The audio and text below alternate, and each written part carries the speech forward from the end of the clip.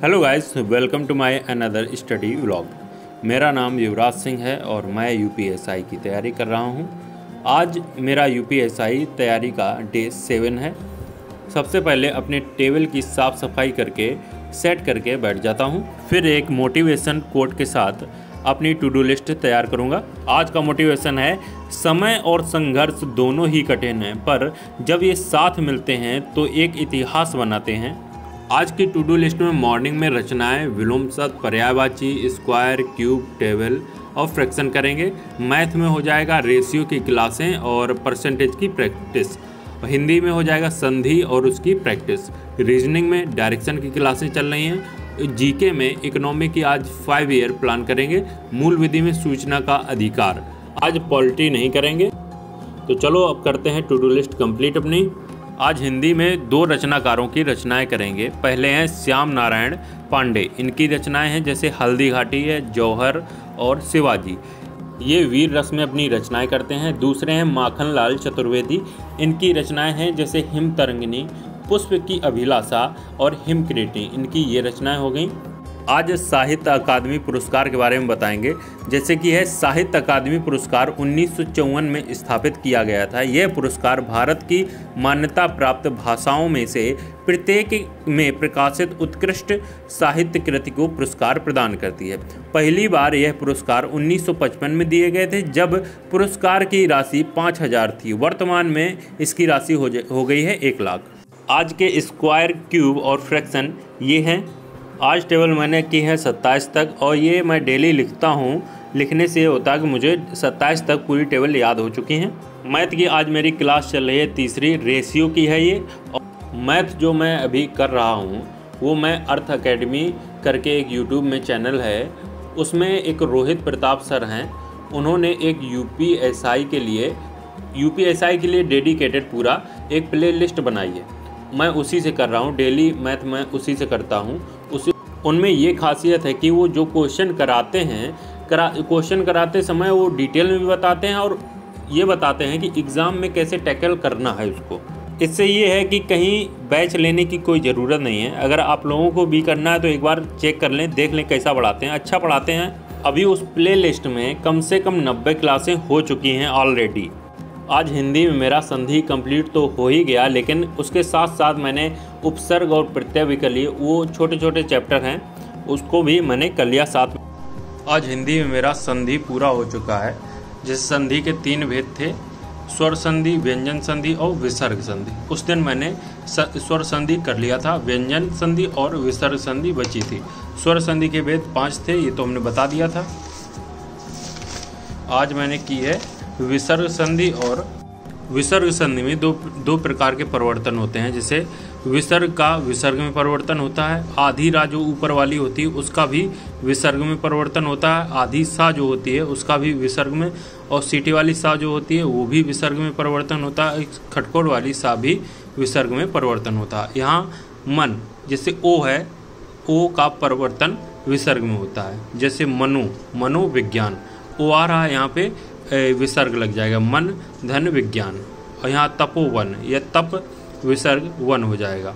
यहाँ ओ का परिवर्तन ये यहाँ पे विसर्ग में जाएगा। जैसे मन, तप, यश, अध और सत, रज और तम, इनका सबका विसर्ग में परिवर्तन हो जाता है। और इसमें ये सब दिया भी है। जैसे सीटी वाली सा का विसर्ग में परिवर्तन हो जाए। खटकोल वाली जो सा है इसका भी विसर्ग में परिवर्तन हो जाता है। मन का ओ में, ओ का मन में हो जाता है। यश का ओ में और ओ का यश में विसर्ग में परिवर्तन हो जाता है। तप जो है ये विसर्ग ओ का विसर्ग में परिवर्तन हो जाता है। ये आज मेरा पूरा हो गया है। इसके बाद मैंने क्या किया है, ये आ जाओ व्यंजन संधि। व्यंजन संधि हो गया। व्यंजन संधि भी मैंने कंप्लीट कर लिया पूरा। व्यंजन संधि कंप्लीट करने के बाद मैंने आज उपसर्ग भी किया है। वो पूरा कंप्लीट होके आज उपसर्ग भी किया है। ये रहा उपसर्ग। उपसर्ग ये पॉइंट हैं ये सारे। उसके बाद मैंने किया है प्रत्यय। प्रत्यय का भी कर लिया। अब बचा मेरा जो है, अब ये बचा है पुल्लिंग की पहचान। ये है पुल्लिंग की पहचान और स्त्रीलिंग की पहचान, ये सब अब करेंगे नेक्स्ट डे। अब करेंगे संधि के 100 क्वेश्चन प्रैक्टिस। इसमें कितने क्वेश्चन दिए हैं ये दिखाते हैं आप लोगों को। 189, 229, इसमें टोटल 308 क्वेश्चन दिए हैं। तो ये टोटल 308 क्वेश्चन है। आज 100 कर लेंगे, कल 200 क्वेश्चन करेंगे, तो 2 दिन में मेरा कंप्लीट हो जाएगा प्रैक्टिस संधि की। आज रीजनिंग की दिशा की एक क्लास कंप्लीट की है। टाइप 5 में है विभिन्न दिशाओं की ओर बढ़ना, और टाइप 6 है बेस्ड ऑन शैडो। ये शैडो के थे और ये 2 टाइप के हैं, विभिन्न दिशाओं की ओर बढ़ना और शैडो। आज इकोनॉमी में 5 ईयर प्लान किया है। पहला 5 ईयर प्लान है 1 अप्रैल 1951 से 31 मार्च 1956 तक। यह योजना हेराल्ड डॉमर मॉडल पर आधारित थी। यह कृषि और सिंचाई पर ध्यान था। इसमें कृषि योजना भी कहा जाता है। इस पंचवर्षीय योजना को, फर्स्ट पंचवर्षीय योजना को कृषि योजना भी कहा जाता है। और 2 अक्टूबर 1952 में कमेटी डेवलपमेंट प्रोग्राम हुआ। 1 जुलाई 1955 में स्टेट बैंक ऑफ इंडिया की स्थापना हुई और इसकी टारगेट जो ग्रोथ थी 2.1% थी, लेकिन एक्चुअल जो ग्रोथ हुई थी 3.6% हुई थी। सेकेंड 5 ईयर प्लान है 1 अप्रैल 1956 से 31 मार्च 1961 तक। यह योजना पीसी महालनोबिस मॉडल पर आधारित थी। भारी उद्योग पर ध्यान था। औद्योगिक योजना कहा गया इस प्लान को। और 1956 में इंडस्ट्री रेगुलेशन एक्ट पास हुआ और 1961 में इनकम टैक्स एक्ट पास हुआ था। और स्टील प्लांट वर इस्टेब्लिश, मतलब इसी पंचवर्षीय योजना में स्टील प्लांट लगाए गए थे। जैसे भिलाई स्टील प्लांट है, ये छत्तीसगढ़ में रसिया की हेल्प से लगाया गया था। दुर्गापुर स्टील प्लांट जो है वेस्ट बंगाल में लगाया था ब्रिटेन की सहायता से। राउरकेला स्टील प्लांट है जो उड़ीसा में लगाया था जर्मनी की सहायता से। और टारगेट ग्रोथ रेट जो था इसका 4.5% था, लेकिन एक्चुअल जो ग्रोथ रेट था 4.3% था। थर्ड 5 ईयर प्लान 1 अप्रैल 1961 से 31 मार्च 1966 तक। यह योजना चक्रवृद्धि मॉडल पर आधारित थी। Focused on agriculture and industry दोनों में था। सभी योजनाएं न्यूनतम विकास दर से बढ़ रही थी, जबकि कृषि क्षेत्र में ऋणात्मक विकास दर थी। और इसका टारगेट ग्रोथ रेट था 5.6%, लेकिन एक्चुअल ग्रोथ रेट था 2.8%।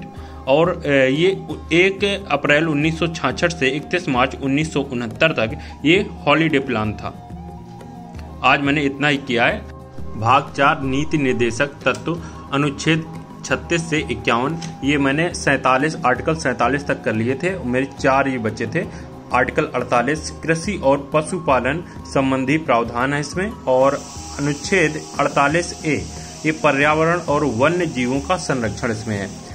आर्टिकल 49 में है महत्वपूर्ण स्थानों और वस्तुओं का संरक्षण।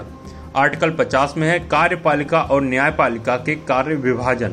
आर्टिकल 51 में है अंतर्राष्ट्रीय शांति और सुरक्षा संबंधी प्रावधान। उसके बाद भाग 4A मौलिक कर्तव्य, आर्टिकल 51A है इसमें। आर्टिकल 51A मौलिक कर्तव्यों का प्रावधान है। 42वें संविधान संशोधन द्वारा 1976 में जोड़ा गया था।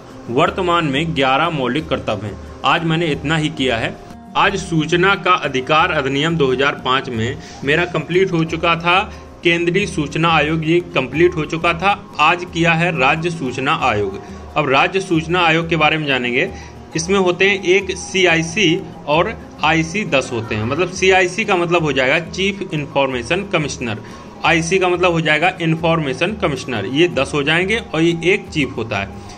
अपॉइंटमेंट बाय गवर्नर, राज्यपाल इनका अपॉइंटमेंट करेंगे। और जिस कमेटी की सलाह से करेंगे उसके CM हेड होते हैं। अपोजिशन लीडर इन विधानसभा होता है और कैबिनेट मिनिस्टर होते हैं उस समिति में। रिमूवल राज्यपाल करेंगे एडवाइस ऑफ सुप्रीम कोर्ट की सलाह से। वेतन भत्ते सेवा शर्त ये केंद्र सरकार तय करेगी। कार्यकाल जो होता है 5 वर्ष या 65 वर्ष की एज होती है। रीअपॉइंट नहीं हो सकते दोबारा। सिविल कोर्ट जैसी पावर होगी। वार्षिक रिपोर्ट राज्य सरकार को। दंड इसका पर डे 250 रुपए और मैक्सिमम 25,000 रुपए होगा। आरटीआई अमेंडमेंट एक्ट 2019 में बदलाव हुए, वेतन भत्ते, सेवा शर्त और उसके कार्यकाल में बदलाव हुए थे। आज की to do list UPSI day 7 की है। मॉर्निंग में मेरी रचनाएं ये कंप्लीट हो गई, विलोम शब्द कंप्लीट हो गए, पर्यायवाची कंप्लीट हो गए, स्क्वायर, क्यूब, टेबल और फ्रैक्शन ये भी कंप्लीट हो गए। मैथ में आज रेशियो क्लास हो चुकी है, परसेंटेज की हमने प्रैक्टिस भी कर ली है। हिंदी में संधि हो चुका है, प्रैक्टिस भी हो चुकी इसकी। और रीजनिंग में डायरेक्शन क्लास ली थी और जीके में इकोनॉमी की थी, 5 ईयर प्लान किया था, ये भी कंप्लीट हो गया। मूल विधि में सूचना का अधिकार चल रहा है मेरा। आज का कंप्लीट हो गया टू डू लिस्ट। आज की टू डू लिस्ट मेरी कंप्लीट हो चुकी है। अगर आप लोग चैनल में नए हैं तो चैनल को सब्सक्राइब जरूर करें और वीडियो को लाइक जरूर कर दें। मिलते हैं नेक्स्ट वीडियो में।